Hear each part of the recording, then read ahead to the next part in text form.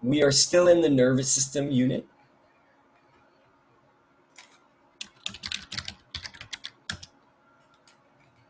You will be starting a new section for the central nervous system. So wherever you are in your nervous system notes, just turn to a new page if you are not on a new page, and please write the central nervous system. We're still in chapter 8 though.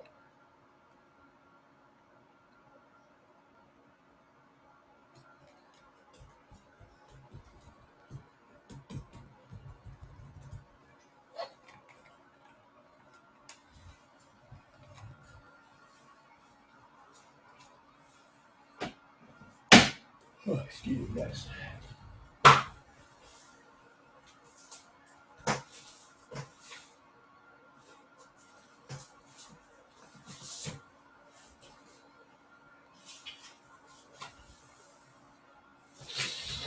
All right, so we have some more notes to do before we get into our next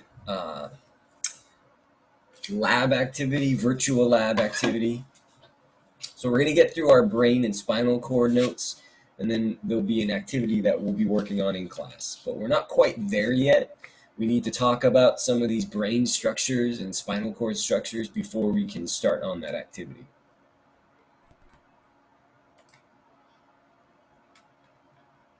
Now, up until this point,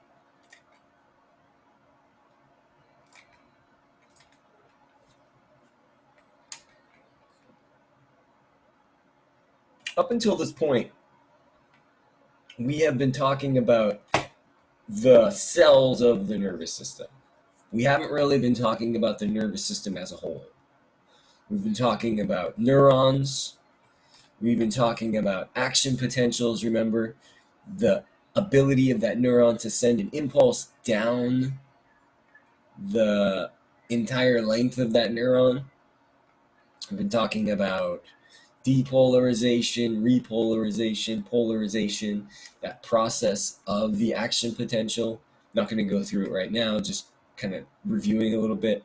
We've also talked about what happens at the end of a neuron when that impulse makes its way down the entire neuron to the synaptic terminal. We've talked about the fact that neurons don't actually touch other neurons. Neurons don't touch other muscles or organs. There's a little bit of space in between them, and those spaces are called synapses. And it's through this action potential, which is the impulse that's transmitted down the neuron, and all of the interconnectedness of these neurons and other cells, neuroglia, which are just the cells that support the neurons, that create the organs of the nervous system. Now, there's basically two major parts of the nervous system. We have the central nervous system, and then we have the peripheral nervous system. The central nervous system is the brain and the spinal cord. This was taken out of a human body and then put in fluid. The brain and spinal cord is very fatty. It's almost like a hard jello consistency. And so in order to see it in its actual shape, you have to put it in liquid. If we were to put a brain on a table, it would just kind of melt into a liquidy, jello-y blob. Same thing with the spinal cord. It would start to kind of get smushed and lose its shape.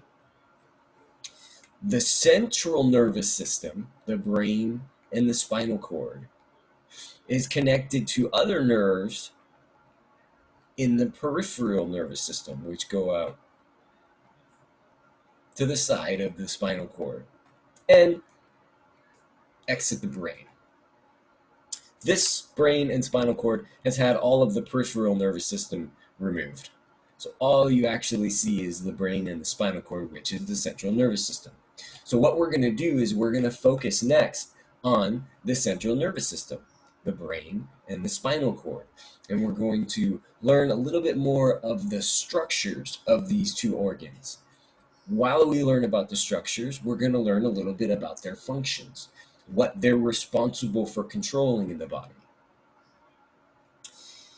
This is a mid-sagittal section of a human, a head of a human, excuse me. You can see the brain, at least half of the brain. This is where an eye socket would start. Actually, this probably isn't even mid-sagittal. This is probably just a sagittal section. This is the nose. Here's the sinus cavities. Here's the brain. And then here is the spinal cord. This is the spine that protects the spinal cord, which runs down the center of it. The brain has many different parts to it. It's very complicated. We're going to focus in on 6 main regions of this organ when we focus on the brain. We'll be focused on the brain first. We're not going to be memorizing all of the structures. There are way too many to memorize in this class. If you take like a neuroanatomy class in college, you'll dive much deeper into the different structures of the brain because you get to focus just on the brain and the spinal cord. But what we'll be doing is we'll be looking at the brain kind of from a more general point of view. The brain is broken up into 2 parts, a left hemisphere and a right hemisphere.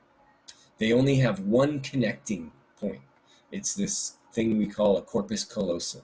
Really important connecting point too. There's this wrinkly part of the brain is known as the cerebellum. This is where all of our higher functioning brain processing happens. If you go more towards the center of the brain, we have more of our primitive functions, like the controlling of our heart rate, the controlling of our breathing, the controlling of our digestive system, the controlling of our swallowing reflex, the controlling of eye blinking, stuff like that is managed by more of the inner brain parts, which we call the diencephalon, and then the brainstem. And then there's a midbrain inside that brainstem. There's this weird structure off the back, which looks kind of like a little brain. And we actually call it the little brain. It's called the cerebellum. And you can see the cerebellum much better over here. It doesn't quite have the same texture as the cerebrum. It has, well, all the different parts of the brain have lots of different functions that are very unique to their structure. We're going to be basically focusing on the brainstem first, then we'll go a little bit higher, and then we'll finish talking about the cerebrum. The cerebrum is a very, very complex part of our brain. In fact, it's the newest part of our evolving brain. This is our most primitive brain, we call it, or the reptile brain. Is basically the brainstem and the diencephalon. It's the same brain that reptiles have. We have the addition, mammals have the addition of the cerebrum, which gives us the ability to critically think, gives us the ability to dance, the ability to problem solve, and kind of higher order thinking. Think about long-term consequences, stuff like that. We're not at the cerebrum enough. We are now just going to focus on the brain and the spinal cord. So please write brain and spinal cord.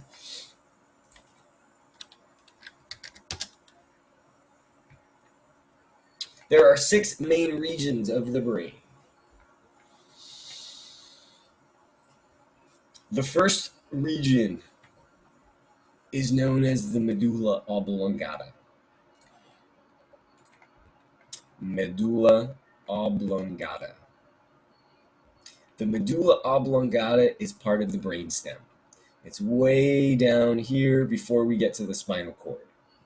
It's actually what connects the brain up here to the spinal cord below. And its function is in the regulation of our heart rate and the blood flow in our periphery, arms, legs, torso. Also responsible for breathing. These are all involuntary controlled functions. There's some other stuff that isn't on this list here, but anything in our body that's involuntary, meaning we don't have to think about it for our brain to control it, that control happens at the medulla oblongata, very bottom portion of our brainstem.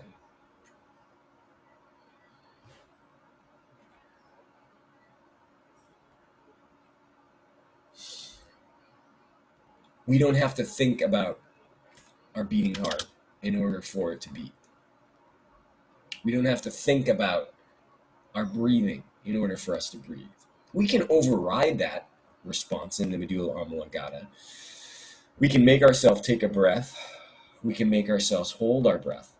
But at some point, the medulla oblongata is going to take over and make us breathe. If we don't think about it, the medulla oblongata is constantly going to make us breathe. That's why we call it involuntary. It's not something we voluntarily control.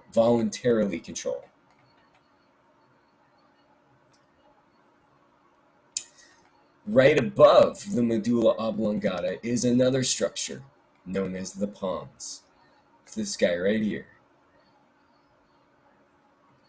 The pons is a very important bridge between incoming information from the spine and the cerebellum, and incoming information from the spine and the rest of the cerebrum, the higher functioning parts of our brain. So you can think of the pons as a bridge. It's a bridge between the brain, bridge between the spinal cord, bridge between the brain, bridge between the cerebellum, bridge between the cerebellum, bridge between the spinal cord.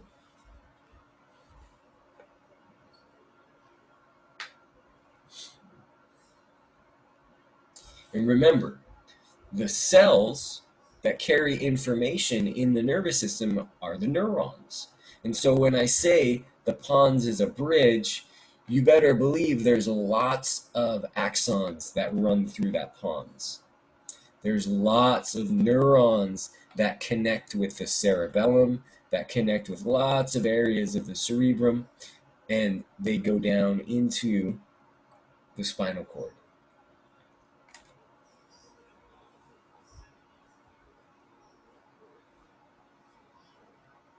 Now, an interesting thing about brain science is that it's really difficult to cut into somebody's brain and look at what those brain structures control. Once you cut into a brain, you damage it.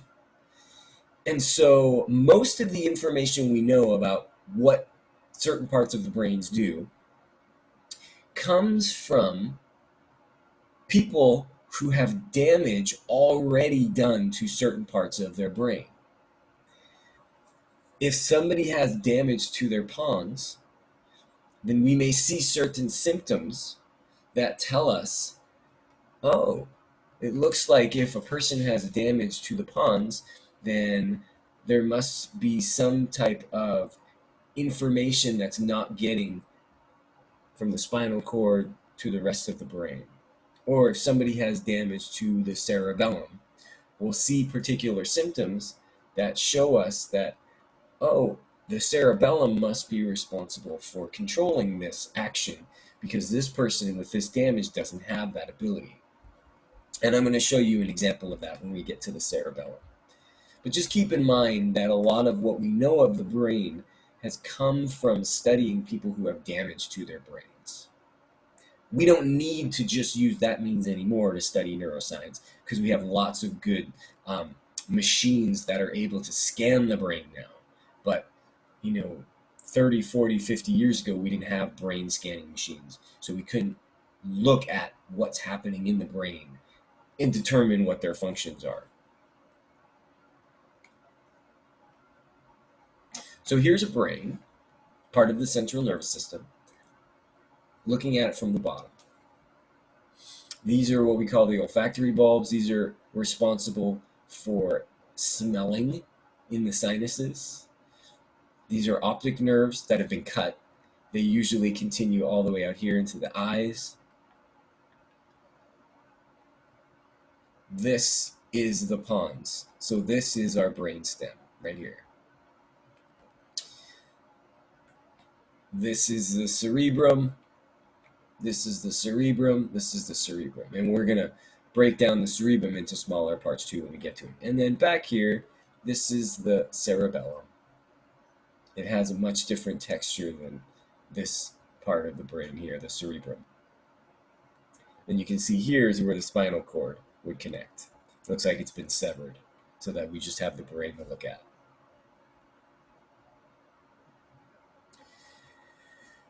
Right above the pons is what we call the midbrain, right here. Its function is involved in hearing and visual reflexes. Your midbrain is part of your reactive brain. If you were to hear a loud noise next to you, you would automatically go to cover your ear, and you would automatically turn to see what that loud noise is. This response happens in the midbrain. Your midbrain senses the danger from the loud noise, and it puts this whole cascade of events in other parts of the brain to cover your ear and to look to see what the sound is before you're able to even process what that sound is. Same thing with light. If you were to see a really bright light in front of you, a damaging bright light, your eyelids would quickly close. It's a visual reflex before you have the ability to even realize why you're closing your eyes. Because the midbrain here gets signals from the optic nerves, gets signals from the hearing centers of the brain, right from the ears, and it basically processes reactions at a reflex level. So again, stuff in this part of the brain, the brainstem, is very primitive. It's a very reactive part of our being. There is a particular grouping of neurons, which we call the reticular activating system, that's also found in the midbrain. It's scattered throughout the brainstem, so it's primarily in the midbrain, but it also goes and sends neurons through some of the brainstem.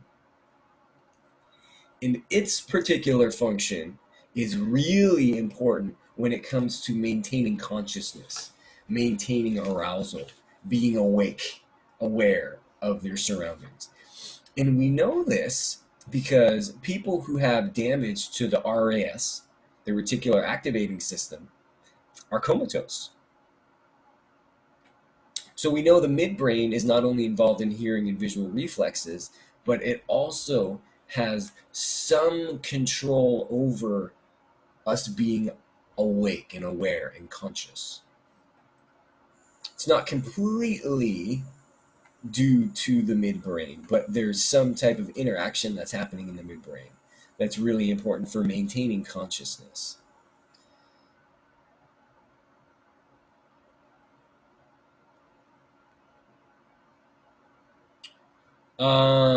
That's a good question. Let me see.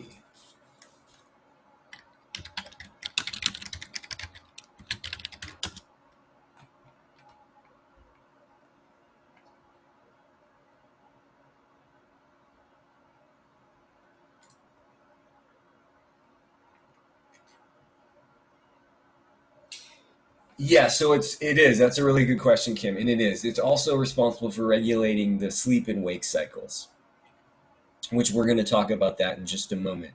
Because there's another part of our brain that happens to be right above the midbrain that's going to be sending information about light or dark, night or day. So its ability to regulate whether we're awake or whether we're asleep is going to be partially controlled by the RAS. That's a good question. And that would make sense, right? if you think about it, because it's important for maintaining consciousness. When we're awake, we're conscious. When we're asleep, we're also conscious when we're dreaming. But when we're in light sleep or deep sleep, we're not. We're unconscious. So that's a very good point. I didn't think of that.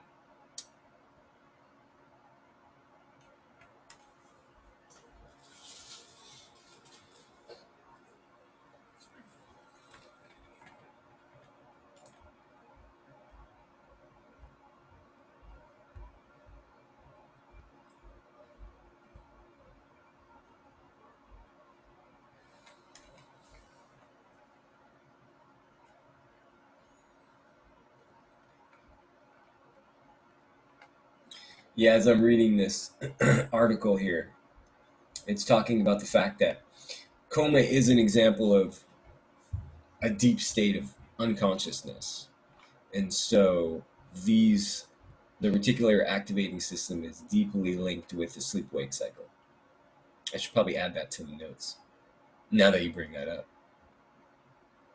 All right, so there is a lot more that these brain structures are responsible for, but I'm giving you kind of some of the highlights. And as of now, we've talked about the brainstem. We talked about this medulla oblongata, responsible for breathing, heart rate, changing heart rate, not the heart beating. We'll talk about the fact later in this semester how the heart beats on its own, doesn't need the brain to beat. You can actually take a heart out of someone's chest and it will keep beating as long as there's enough minerals surrounding it. So if you put it in a liquid with the correct minerals, that heart will keep beating on its own. But it controls the rate at which our heart beats. Does it need to beat faster? Does it need to beat slower? That's controlled by the medulla oblongata. Breathing rate, and then the amount of blood flow that goes to our hands, legs, feet, all that good stuff. Then the pons, it creates a connection between some of the higher brain structures and the lower brain structures. Then you have the midbrain, which has the reticular activating system as part of it, responsible for reflexes, responsible for, no problem, Gloria, responsible for sleep-wake cycle control, or parts of the sleep-wake cycle control. Here's another image. You can actually see the whole cerebrum. Here's the cerebellum, which we'll talk about in just a moment. Here's down here the medulla oblongata, the pons right above it, and then the midbrain would be somewhere up here. And then we'll be talking about the diencephalon in just a moment. But before we get there, I want to talk about this structure, the cerebellum. The cerebellum is a really interesting part of our brain, very important part of our brain, especially if you play sports, or if you like to dance, or if you just like walking around. The cerebellum is really important for controlling all of that information. Yeah, and in fact, the cerebellum is called the little brain. I don't know where that note went.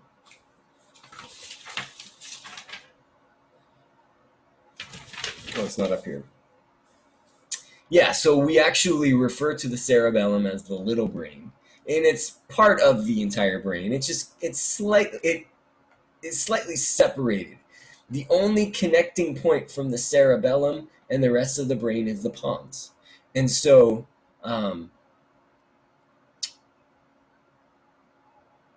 what does the cerebellum do? Well, it processes information from our body's position receptors. So we haven't really talked about position receptors all that much, but in your muscles, in your tendons, in your ligaments, we have these peripheral nerves that are responsible for perceiving where all of your body parts are at any given moment. They perceive the position of your feet, your knees, whether the knee is extended or contracted, whether certain muscles are contracting or extending. And it sends all that information up the spinal cord, and it goes right into the cerebellum before it even goes to any other part of the brain.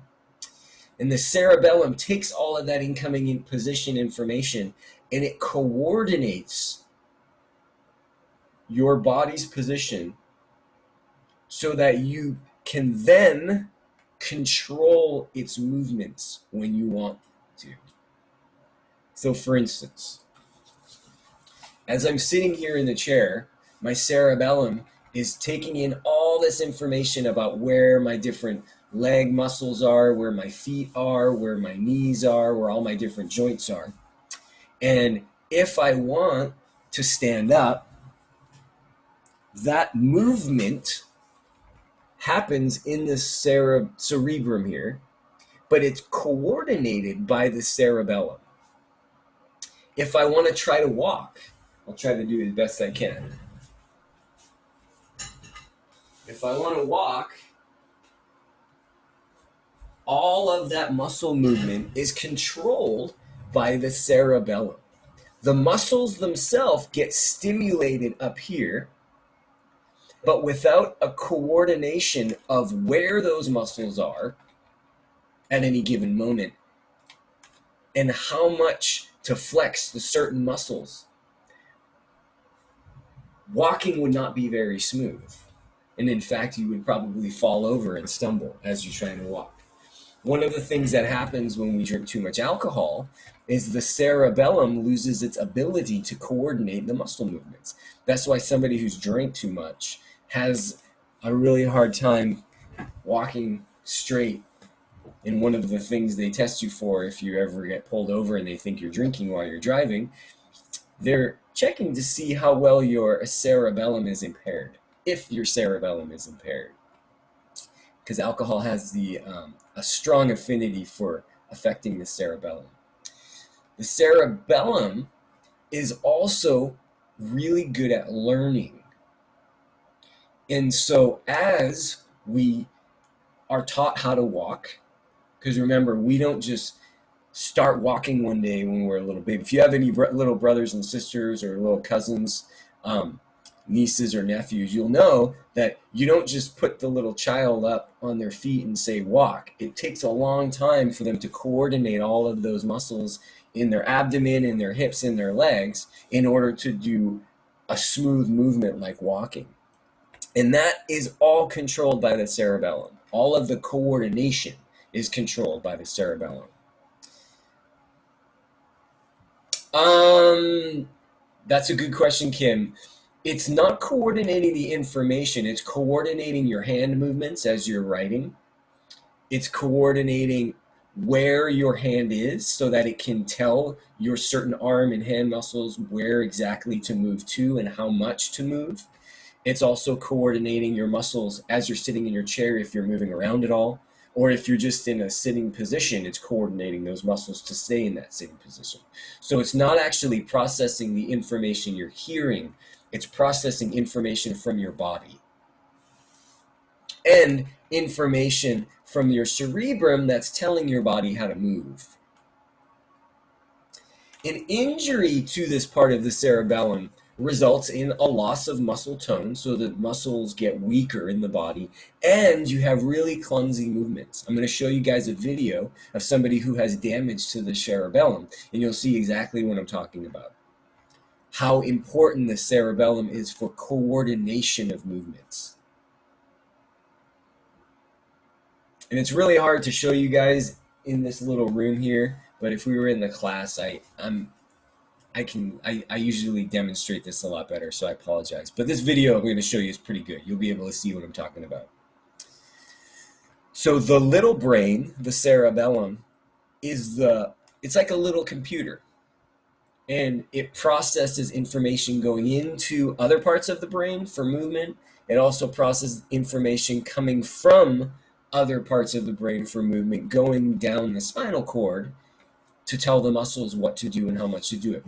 People who dance have very advanced cerebellums. People who are athletic have very advanced cerebellums. You can train your cerebellum to process information better, and that's why we practice when we're in a sport. That's why we practice a move if you're a dancer over and over again. You're literally training the cerebellum how to coordinate. We see somebody do something, we try it ourselves, it takes all that information and it creates patterns that it can then improve on the more that we do it. That's why if you play in a sport and you want to be any good at it, or if you dance and you want to be any good at it, or if you walk and you want to look any good when you're doing it, you have to do it over and over again. The more you practice, the better your cerebellum gets. And so this individual has damage to one side of their cerebellum. We call any type of brain damage ataxia.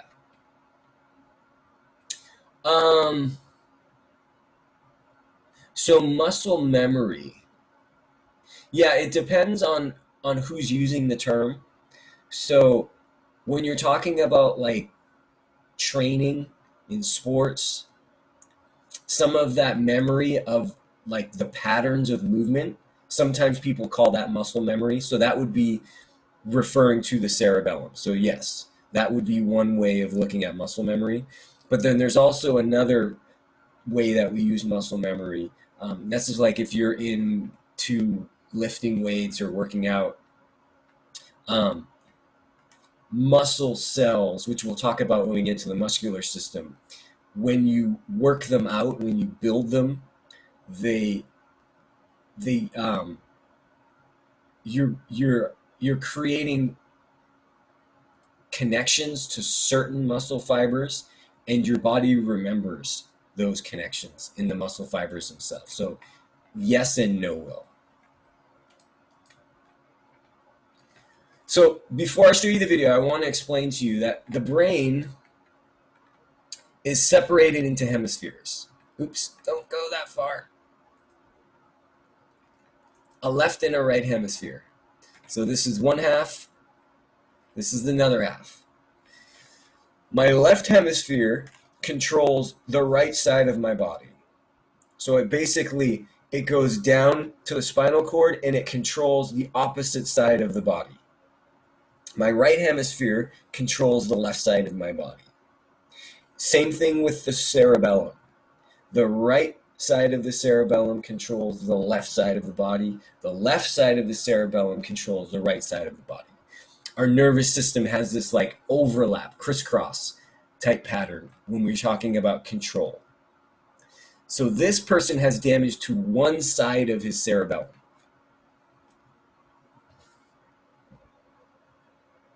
Now he's going to show you this finger to nose test with his undamaged cerebellum. So he's communicating with the left cerebellum when he does this with his right hand. You could probably all do this, no problem. Take your finger, point it at your nose. Next, he's going to use the damaged side.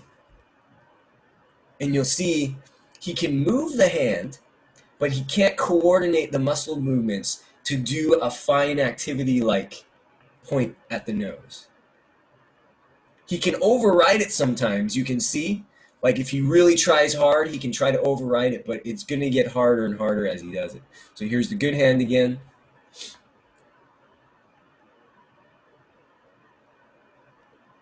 And when you have damage to the brain like this is permanent. There's not much you can do to fix this problem. So it's just a demonstration of the function of this part of the brain. So you can see it shakes a little bit. It's because other parts of his brain are trying to override it and trying to force the movements, but there's not enough coordination. And so if a person with a cerebral problem was trying to walk, it would be a very clumsy walk, and they would be falling all over the place when they're trying to walk, kind of jiggling around and stuff. The same thing happens when you try to hold your muscles still. Your cerebellum controls and coordinates all of those movements. So imagine how difficult writing would be. So he's going to write with the damaged side now. And you can see writing takes a lot of coordination of those muscles, of the arm and the hand.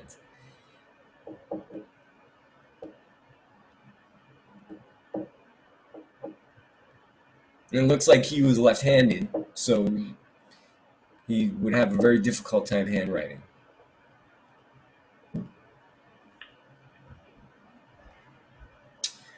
It can get damaged by having a stroke, so having lack of oxygen getting to that part of the brain for a period of time. Maybe somebody hit him in the back of the head really hard. Let me see if I can. His was actually due to a motorcycle accident. He wasn't wearing a helmet, and it looks like he probably fell towards the back of his head, and that damage was enough to just damage the cerebellum. So it could be like a blunt force, could be lack of oxygen. Sometimes the blood vessels, we call it an aneurysm, they open up and they can put pressure on those neurons and actually damage the neurons. So there's different ways. Sometimes chemicals can get into the brain. Infectious materials like a virus or a bacteria can also damage the brain. So there's lots of different ways that you can get damage like that. So that was the cerebellum. And you can see the difference between the white matter and the gray matter. The white matter, remember, are all the myelinated axons. So we know that information goes in here really fast and out really fast. And then the gray matter is where you have all of the processing happening. And you can see that there's all these little folds, which allows for more processing information in the brain. We're going to look at one more structure today before we finish, and we'll just talk about a few of its parts. It's a structure that's found right here. So we're going to go up a little bit higher into the brain, above the brain stem. We call this the diencephalon. The diencephalon is made of the thalamus, it's made of the hypothalamus, and then the pineal gland, or the epithalamus. So please write number 5, the diencephalon.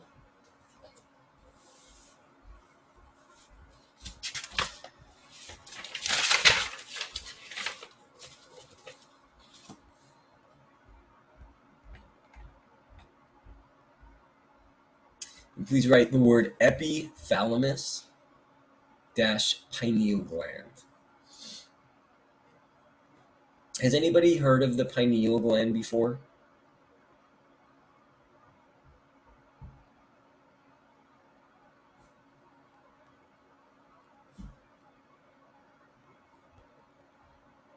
No? Thanks, Kim. One of the major functions of the pineal gland is the control of our day and night cycles. And now the midbrain, like Kim brought up and I was talking about, has that RAS system, the reticular activating system in it, that is also important in the day and night cycle, but it's, remember, more important in controlling whether we're awake or whether we're asleep, the controlling of consciousness.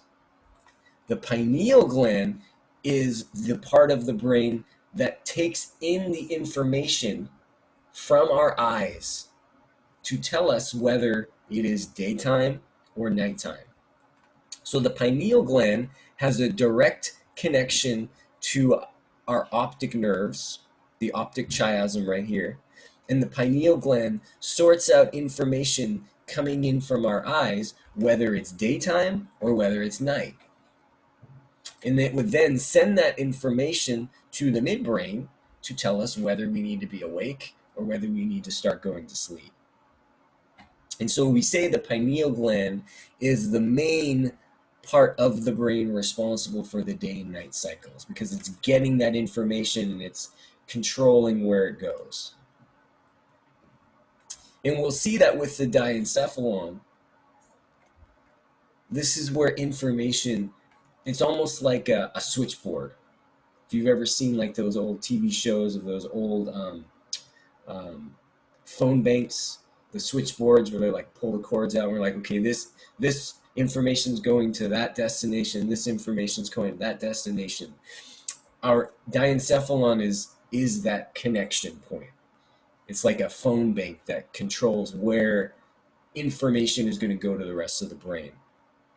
Information about the day and night cycles, information about stuff coming in and out of the body, whether it's important or not.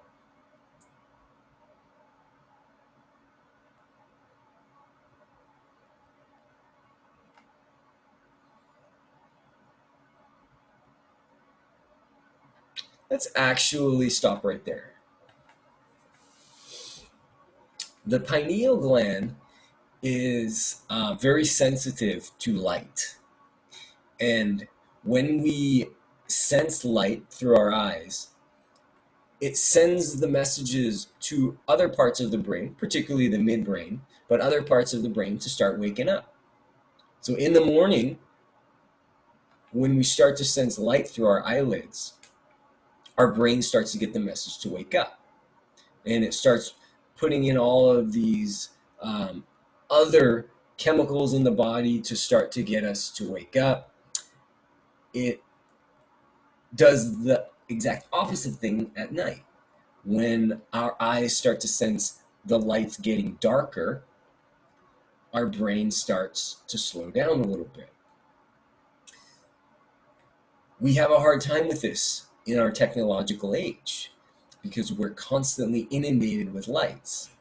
We're constantly have TV screens in front of us, computer screens in front of us, cell phone screens in front of us that are shooting lights right into our eyes. And those lights can throw off our sleep cycles. They can throw off our body's natural ability to know when it's time to go to bed or when it's time to wake up. And this is why a lot of people have insomnia. This is why a lot of people have a hard time falling asleep, because they have bright lights getting shot into their eyes all the time from your cell phone, from your computer, from your TV.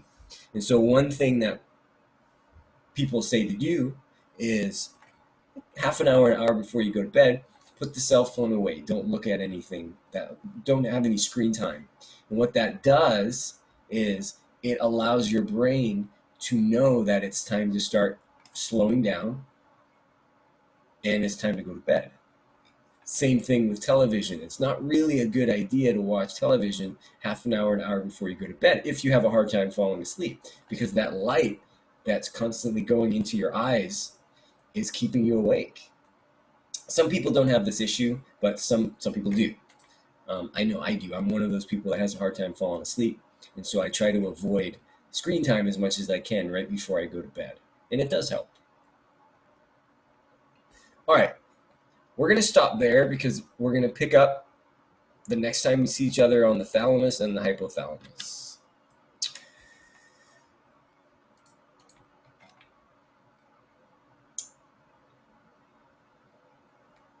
That's a really good question, Kim. It depends on what type of blindness the person has, and it depends on whether they're actually getting light into their brain or not. So if the eyes are completely non-functional, then they are not getting the same signals about daytime and nighttime that we are, people who are not blind. But some people are blind, their eyes work, but they don't process the incoming information because they may have some damage to the visual processing centers, which are in the back of the brain here. And in that case, they still will be affected by light and dark like we are, people who aren't blind. But if the eyes don't work, then the pineal gland is not affected in the same way.